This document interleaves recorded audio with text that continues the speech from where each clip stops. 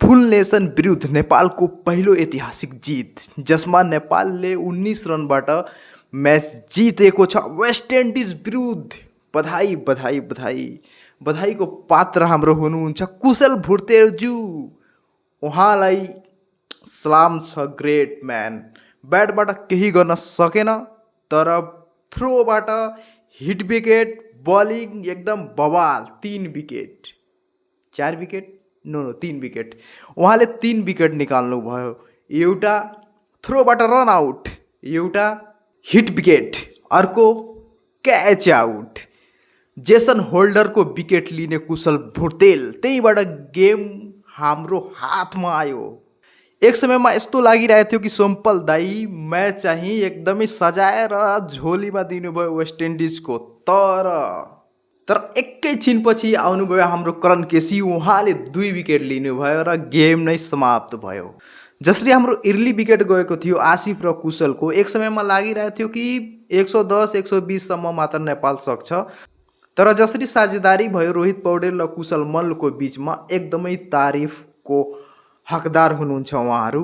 बहुत मस्त डिपमा लिएर गएर एकदमै राम्रो 30 र 38 रनको पारी खेल्नुभयो। उहाँहरूलाई बधाई छ। र जसरी फिनिस भएको छ गेम, अलिकता हाम्रो टाइगरले स्लो खेलेको छ, तर अरू हाम्रो नन्दन आएर 2 बलमा 7 रन बनाउनु भएको छ। उहाँ पनि जसरी फिनिस भएको छ, फिनिसरहरू हाम्रो जुन एक्चुअल फिनिसर छ आज टाइगर भन्ने, त्यो चाहिँ टाइगर आज कामै लागेन।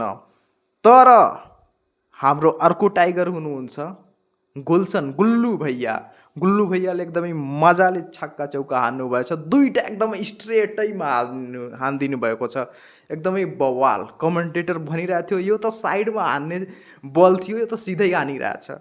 खुब धुलाइ भएको छ वेस्ट इन्डिजको।